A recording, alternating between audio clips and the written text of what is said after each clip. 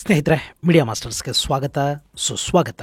ಗೆಳೆಯರೆ, ಈ 2025 ಅನ್ನೋದು ತುಂಬಾ ಸುಖ ಹಾಗೂ ಸಂತೋಷಗಳಿಂದ ಪ್ರಾರಂಭ ಆಗ್ತಾ ಇಲ್ಲ. ಜಗತ್ತಿನ ನಾನಾ ಕಡೆಗಳಲ್ಲಿ ನಾನಾ ಸಮಸ್ಯೆಗಳು, ಯುದ್ಧಗಳು, ವೈರಾಣುಗಳು, ರಾಜಕೀಯ ಅತಂತ್ರಗಳ ನಡುವೆ ಈಗ ಭೂಕಂಪ ಕೂಡ ಈ ವರ್ಷವನ್ನು ಸ್ವಾಗತಿಸ್ತಾ ಇದೆ. ಟಿಬೆಟ್ ಹಾಗೂ ನೇಪಾಳ ಸೇರಿದಂತೆ ಭಾರತದ ಹಲವು ಕಡೆಗಳಲ್ಲಿ ಮಂಗಳವಾರ ಬೆಳಗಿನ ಜಾವ ಭೂಮಿ ಕಂಪಿಸಿದೆ. ನೇಪಾಳ ಟಿಬೆಟ್ ಗಡಿಯಲ್ಲಿ ಭೂಮಿ ಕಂಪನಕ್ಕೀಡಾದ ಕಾರಣಕ್ಕೆ ಟಿಬೆಟ್ನ ಶಿಜಾಂಗ್ ಪ್ರಾಂತದ ಟಿಂಗ್ರಿ ಕೌಂಟಿಯಲ್ಲಿ ಸುಮಾರು 58 ಮಂದಿ ಸಾವಿಗೀಡಾಗಿದ್ದಾರೆ. 60ಕ್ಕೂ ಹೆಚ್ಚು ಮಂದಿ ಗಾಯಗೊಂಡಿದ್ದಾರೆ. ಮನೆಗಳು ನೆಲಕ್ಕುರುಳಿವೆ ಅಂತ ಚೈನಾದ ಮಾಧ್ಯಮಗಳು ವರದಿ ಮಾಡಿವೆ. ಹಾಗಾದರೆ ಹೊಸ ವರ್ಷದ ಆರಂಭದಲ್ಲಿ ಇದೇನು ಭೂಕಂಪದ ಸ್ವಾಗತ? ಬನ್ನಿ ನೋಡೋಣ. ಗೆಳೆಯರೆ, ಮಂಗಳವಾರ ಬೆಳಗಿನ ಜಾವ ಟಿಬೆಟ್, ನೇಪಾಳ ಹಾಗೂ ಹಿಮಾಲಯದ ತಪ್ಪಲಿನ ಕೆಲ ಭಾಗಗಳ ಜನರಿಗೆ ಅತ್ಯಂತ ಕೆಟ್ಟ ಮತ್ತು ಆತಂಕದಾಯಕ ದಿನ ಆಗಿತ್ತು. ಭಾರತೀಯ ಕಾಲಮಾನದ ಪ್ರಕಾರ ಬೆಳಗ್ಗೆ ಸುಮಾರು 6:30 ಸಮಯಕ್ಕೆ ಭೂಮಿ ಕಂಪಿಸೋದಕ್ಕೆ ಶುರು ಮಾಡಿತು. ಟಿಬೆಟ್ನ ಟಿಂಗ್ರಿ ಕೌಂಟಿಯಲ್ಲಿ ಸಾವು ನೋವಿನ ಸಂಖ್ಯೆ 50 ದಾಟಿದ್ದು ಅದು ಇನ್ನೂ ಹೆಚ್ಚಾಗುವ ಸಾಧ್ಯತೆಗಳಿವೆ ಅಂತ ಚೈನಾದ ಮಾಧ್ಯಮಗಳು ವರದಿ ಮಾಡಿದೆ. ಹಾಗೆ ಬಿಹಾರ ಹಾಗೂ ದೆಹಲಿಯ ಕೆಲ ಭಾಗಗಳಲ್ಲಿ ಕೂಡ ಒಂದಷ್ಟು ಭೂಮಿ ಕಂಪಿಸಿದ ಅನುಭವ ಆಯಿತು. ಟಿಬೆಟ್ ನೇಪಾಳದ ಗಡಿಯಲ್ಲಿನ ಕಂಪನದ ತೀವ್ರತೆ 7.1 ಮ್ಯಾಗ್ನಿಟ್ಯೂಡ್ ನಷ್ಟಿತ್ತು ಅಂತ ಹೇಳಲಾಗ್ತಾ ಇದೆ. ಈ ಭೂಕಂಪನದ ಕೇಂದ್ರ ಬಿಂದು ನೇಪಾಳದ ಲಾಂಬೂಚೆ ಅಂತ ಹೇಳಲಾಗ್ತಾ ಇದೆ. ಇದು ನೇಪಾಳದ ಕುಂಭ್ ಗ್ಲೇಷಿಯರ್ನ ವ್ಯಾಪ್ತಿಗೆ ಬರುತ್ತೆ ಮತ್ತು ಕಾಠ್ಮಂಡುವಿನಿಂದ ಸುಮಾರು 150 ಕಿಲೋಮೀಟರ್ ದೂರದಲ್ಲಿದೆ. ಹಾಗೆ ಎವರೆಸ್ಟ್ ಬೇಸ್ ಕ್ಯಾಂಪ್ಗೆ ಇದು ತುಂಬಾನೇ ಹತ್ತಿರದಲ್ಲಿದೆ. ಬೆಳಿಗ್ಗೆ 6:30ಗೆ ಮೊದಲ ಕಂಪನ ಸಂಭವಿಸಿತು. ಆ ನಂತರ ಕೂಡ ಸತತವಾಗಿ 7 ಬಾರಿ ಅಲ್ಲಿ ಲಘು ಭೂಕಂಪನಗಳಾದವು. ಇನ್ನು ಈ ಭೂಕಂಪನ ಸುಮಾರು 5 ವರ್ಷಗಳ ಅವಧಿಯಲ್ಲಿ 200 ಕಿಲೋಮೀಟರ್ ವ್ಯಾಪ್ತಿಯಲ್ಲಿ ನಡೆದ ಅತ್ಯಂತ ಬಲಿಷ್ಠ ಕಂಪನ ಅಂತ ಹೇಳಲಾಗ್ತಾ ಇದೆ. ಭಾರತದ ಭಾಗದಲ್ಲಿ ಕೂಡ ಭೂಮಿ ಕಂಪಿಸಿದ ಅನುಭವ ಆಗಿದೆ. ಆದರೂ ಯಾವುದೇ ಹಾನಿ ಸಂಭವಿಸಿದ ವರದಿಯಾಗಿಲ್ಲ. ಗೆಳೆಯರೆ, ಹಿಮಾಲಯದ ಈ ಸಾಲು ಜಗತ್ತಲ್ಲಿ ಅತ್ಯಂತ ಭಯಾನಕ ಪ್ರದೇಶ ಅನ್ನಿಸ್ಕೊಳ್ಳುತ್ತೆ. ಇಲ್ಲಿ ಅತಿ ಹೆಚ್ಚು ಭೂಪದರಗಳು ಆಕ್ಟಿವ್ ಆಗಿರೋದ್ರಿಂದ ಆಗಾಗ ಕಂಪನಗಳು ಸಂಭವಿಸ್ತಲೇ ಇರುತ್ತವೆ. ಈ ಹಿಮಾಲಯ ಪರ್ವತಗಳು ಜಗತ್ತಿನ ಅತಿ ಕಡಿಮೆ ವಯಸ್ಸಿನ ಪರ್ವತಗಳು ಅಂತ ಕರೆಸ್ಕೊಳ್ತವೆ. ಇವು ನಮ್ಮ ಪಶ್ಚಿಮ ಘಟ್ಟಗಳಿಗಿಂತಲೂ ಹೊಸ ಪರ್ವತಗಳು. ಹಿಮಾಲಯ ಪರ್ವತಗಳ ಹುಟ್ಟು ಆರಂಭ ಆಗಿದ್ದು ಭಾರತ ಭೂಖಂಡ ಯುರೇಷಿಯಾ ಭೂಖಂಡಗಳಿಗೆ ಡಿಕ್ಕಿ ಹೊಡೆದ ನಂತರ ಸುಮಾರು 7 ಕೋಟಿ ವರ್ಷಗಳ ಹಿಂದೆ ಆಫ್ರಿಕಾದಿಂದ ಬೇರ್ಪಟ್ಟ ಭಾರತ ಭೂಖಂಡ ಉತ್ತರಾಭಿಮುಖವಾಗಿ ಯುರೇಷಿಯಾ ಭೂಖಂಡಗಳ ಕಡೆಗೆ ಚಲಿಸ್ತಾ ಬಂತು. ಹೀಗೆ ಸುಮಾರು 2.5 ಕೋಟಿ ವರ್ಷಗಳು ಕಳೆಯೋದ್ರೊಳಗೆ ಭಾರತ ಭೂಖಂಡ ಟೈತಿಸ್ ಸಮುದ್ರವನ್ನು ದಾಟಿ ಯುರೇಷಿಯಾ ಭೂಭಾಗಕ್ಕೆ ಹತ್ತಿರ ಆಯಿತು. ಈಗ ಸಂಶೋಧಕರು ಹೇಳ್ತಿರೋ ಹಾಗೆ ಸುಮಾರು 40 ಮಿಲಿಯನ್ ವರ್ಷಗಳ ಹಿಂದೆ ಭಾರತ ಭೂಮಿ ಯುರೇಷಿಯಾದ ಪ್ಲೇಟ್ಗೆ ಡಿಕ್ಕಿ ಹೊಡಿತು. ಈ ಸಂದರ್ಭದಲ್ಲಿ ಭರತಖಂಡದ ಜೊತೆಗೆ ಸಾಗಿ ಬಂದಿದ್ದ ಟೈತಿಸ್ ಸಾಗರದ ಅಡಿಯಲ್ಲಿನ ಸೆಡಿಮೆಂಟ್ಗಳೆಲ್ಲ ಕೂಡ 2 ಖಂಡಗಳ ನಡುವಿನ ಒತ್ತಡಕ್ಕೆ ಸಿಲುಕಿ 2 ಖಂಡಗಳ ನಡುವೆ ಪರ್ವತಗಳ ರೂಪವನ್ನು ಪಡೆಯುವುದಕ್ಕೆ ಶುರುವಾದ. ಹೀಗೆ ಪ್ರಾರಂಭ ಆಗಿದೆ ಹಿಮಾಲಯ ಪರ್ವತಗಳು. ಈ ಹಿಮಾಲಯ ಪರ್ವತಗಳನ್ನು ಸಂಶೋಧಕರು ಹಾಗೂ ವಿಜ್ಞಾನಿಗಳು ಫೋಲ್ಡಿಂಗ್ ಪೀಕ್ಸ್ ಅಂತ ಕರೀತಾರೆ.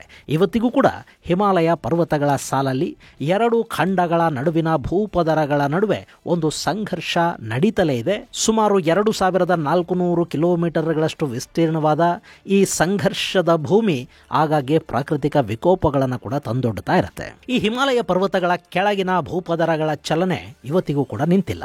ಹಾಗೆ ಅಲ್ಲಿ ಭಾರತದ ಭೂಖಂಡ ಯುರೇಷಿಯನ್ ಭೂಫಲಕವನ್ನು ನಿರಂತರವಾಗಿ ಒತ್ತುತ್ತಾ ಇರುತ್ತೆ. ಇಲ್ಲಿ ಭೂಫಲಕಗಳ ನಡುವಿನ ತಿಕ್ಕಾಟ ಅನ್ನೋದು ಒಂದು ನಿರಂತರ ಪ್ರಕ್ರಿಯೆ.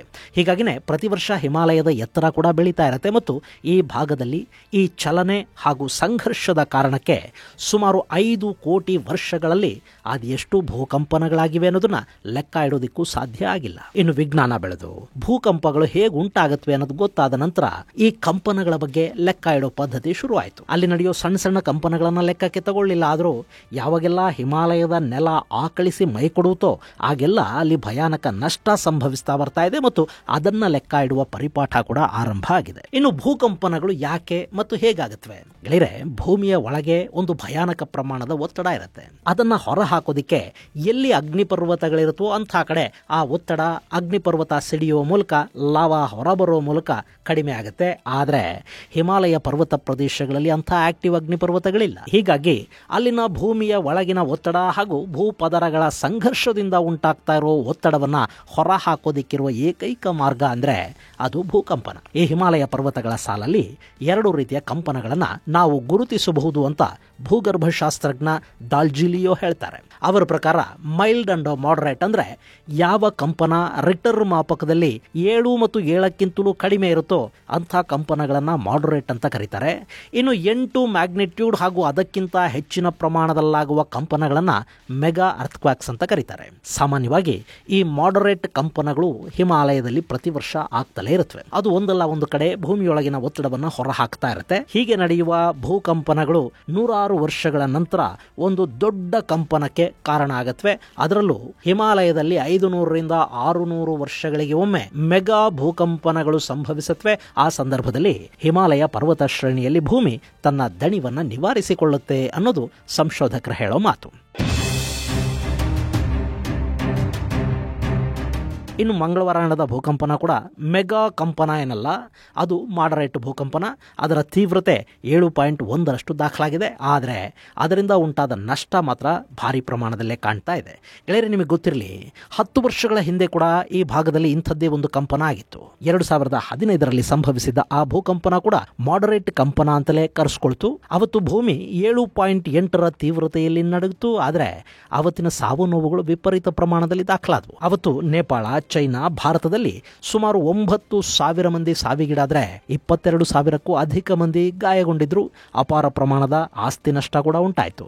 ಮಾಡರೇಟ್ ಭೂಕಂಪನವೇ ಇಷ್ಟೊಂದು ಜನರನ್ನ ಬಲಿ ತಗೊಳ್ಳುತ್ತೆ ಅಂದ್ರೆ ಇನ್ನು ತೀವ್ರ ಪ್ರಮಾಣದ 8.5 ಮ್ಯಾಗ್ನಿಟ್ಯೂಡ್ಗೂ ಅಧಿಕ ಪ್ರಮಾಣದ ತೀವ್ರತೆಯ ಭೂಕಂಪನಗಳು ಸಂಭವಿಸಿಬಿಟ್ರೆ ಗತಿ ಏನಾಗಬಹುದು ಊಹೆ ಮಾಡಿ ನೋಡಿ. ಹಾಗಂತ ಇಲ್ಲಿವರೆಗೆ ಅಷ್ಟೊಂದು ತೀವ್ರತೆಯ ಕಂಪನಗಳಲ್ಲಿ ಸಂಭವಿಸಿಲ್ಲ ಅಂತಲ್ಲ. ಹಿಮಾಲಯದ ತಪ್ಪಲಿನ ಕಂಪನಗಳು ಹಾಗೂ ಭೂಮಿಯ ಚಲನೆಯ ಬಗ್ಗೆ ಸಂಶೋಧನೆ ನಡೆಸ್ತಾ ಇರೋ ವಿಜ್ಞಾನಿಗಳು ಹೇಳೋ ಪ್ರಕಾರ 1505ರಲ್ಲಿ ಇಂಥದ್ದೊಂದು ಕಂಪನ ಅಲ್ಲಿ ಕಾಣಿಸ್ಕೊಂಡಿತ್ತಂತೆ.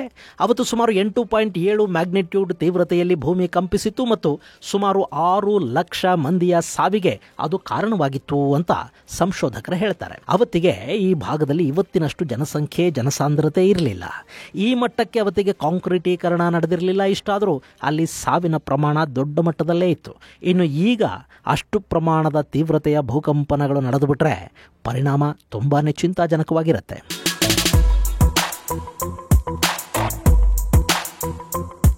ಗೆಳೆಯರೆ, ನೇಪಾಳದಲ್ಲಿ ಕಂಪನಗಳಾದರೆ ಅದು ಕೇವಲ ನೇಪಾಳಕ್ಕೆ ಮಾತ್ರ ಸೀಮಿತ ಆಗುವುದಿಲ್ಲ. ಅದರ ಪ್ರಭಾವ ಚೈನಾದ ಮೇಲೆ, ಭಾರತದ ಮೇಲೆ ಕೂಡ ಇದ್ದೇ ಇರುತ್ತೆ. ಅದರಲ್ಲೂ ಇವತ್ತು ಇಂಡೋ ಗ್ಯಾಂಜೆಟಿಕ್ ಪ್ಲೇಟ್ ಅಂದರೆ ಗಂಗಾ ನದಿಯ ತಟದಲ್ಲಿ ಸುಮಾರು 40 ಕೋಟಿ ಜನ ವಾಸ ಮಾಡ್ತಾರೆ. ಅಲ್ಲೇನಾದರೂ ಭಾರಿ ಪ್ರಮಾಣದಲ್ಲಿ ನೆಲ ನಡಗು ಬಿಟ್ರೆ ಗತಿ ಹೇಳಿ. ಈ ಭಾಗದಲ್ಲಿ ಆಗ್ತಾ ಇರುವ ಅತಿ ಹೆಚ್ಚು ಮಾನವನ ಹಸ್ತಕ್ಷೇಪ, ದೊಡ್ಡ ದೊಡ್ಡ ನೀರಾವರಿ ಹಾಗೂ ಜಲವಿದ್ಯುತ್ ಘಟಕಗಳ ನಿರ್ಮಾಣ, ಅಲ್ಲಿನ ಗುಡ್ಡಗಳನ್ನು ಭಯಾನಕ ಪ್ರಮಾಣದಲ್ಲಿ ನಾವು ಕೊರಿತಾ ಇರೋದು, ದೊಡ್ಡ ದೊಡ್ಡ ಯಂತ್ರಗಳನ್ನು ಬಳಸಿ ಮಾಡ್ತಾ ಇರೋ ಕಾಮಗಾರಿಗಳು, ಇವೆಲ್ಲ ಕೂಡ ಆ ಭಾಗದ ಭೂಮಿಯ ಮೇಲೆ ಹೆಚ್ಚು ಒತ್ತಡವನ್ನು ಹೇರ್ತಾ ಹೋಗುತ್ತವೆ ಮತ್ತು ಆ ಒತ್ತಡವನ್ನು ಹೊರ ಹಾಕೋದಿಕ್ಕೆ ಭೂಮಿ ಆಗೊಮ್ಮೆ ಈಗೊಮ್ಮೆ ಆಕಳಿಸ್ತಾ ಇರುತ್ತೆ. ಹಾಗಾದಾಗ ಭೂಕಂಪನಗಳು ಸಂಭವಿಸ್ತಾ ಇರುತ್ತವೆ. ಆ ಕಂಪನಗಳು ಸಾಮಾನ್ಯವಾಗಿದ್ರೆ ಸಣ್ಣಗೆ ಕಂಪಿಸಿದ ಒಂದು ಅನುಭವಕ್ಕೆ ಎಲ್ಲ ಮುಗಿದು ಹೋಗುತ್ತೆ. ಆದರೆ ದೊಡ್ಡ ಪ್ರಮಾಣದಲ್ಲಿ ಭೂಮಿ ಅಲುಗಿದ್ರೆ ಕಂಪನ ಕೇಂದ್ರ ಮತ್ತು ಅದರ ವ್ಯಾಪ್ತಿಯಲ್ಲಿನ ಪ್ರದೇಶದಲ್ಲಿ ಒಂದಷ್ಟು ಸಾವು ನೋವುಗಳು ಸಂಭವಿಸುತ್ತವೆ. ಈಗಾಗಿರೋದು ಕೂಡ ಅದೇನೆ. ಕುಂಭ್ ಗ್ಲೇಷಿಯರ್ ಸಮೀಪದ ಲೋಬುಚೆಯಲ್ಲಿ ಕಂಪಿಸಿದ ಭೂಮಿ ಟಿಬೆಟ್ನ ಟಿಂಗ್ರಿ ಕೌಂಟಿಯಲ್ಲಿ ಸುಮಾರು 58 ಮಂದಿಯ ಸಾವಿಗೆ ಕಾರಣ ಆಗಿದೆ. ಹಾಗೆ ಸಾಕಷ್ಟು ಜನ ಗಾಯಗೊಂಡಿದ್ದಾರೆ. ಅಲ್ಲಿ ಅವಶೇಷಗಳ ಅಡಿ ಸಿಲುಕಿದವರನ್ನ ಹೊರತೆಗೆಯುವ ಕಾರ್ಯಾಚರಣೆ ಕೂಡ ಆರಂಭಗೊಂಡಿದೆ. ಸಾವು ನೋವುಗಳ ಸಂಖ್ಯೆ ಮತ್ತಷ್ಟು ಹೆಚ್ಚಬಹುದು ಅಂತ ಹೇಳಲಾಗ್ತಾ ಇದೆ. ಇದು ಗೆಳೆಯರೆ, ಹಿಮಾಲಯದ ತಪ್ಪಲಿನ ಭೂಕಂಪನಕ್ಕೆ ಸಂಬಂಧಪಟ್ಟ ಒಂದಷ್ಟು ಮಾಹಿತಿ. ಮುಂದಿನ ಸಂಚಿಕೆಯಲ್ಲಿ ಮತ್ತಷ್ಟು ವಿಶೇಷಗಳ ಜೊತೆ ಮತ್ತೆ ಭೇಟಿಯಾಗೋಣ. ಅಲ್ಲಿವರೆಗೆ ಜೈ ಹಿಂದ್, ಜೈ ಕರ್ನಾಟಕ.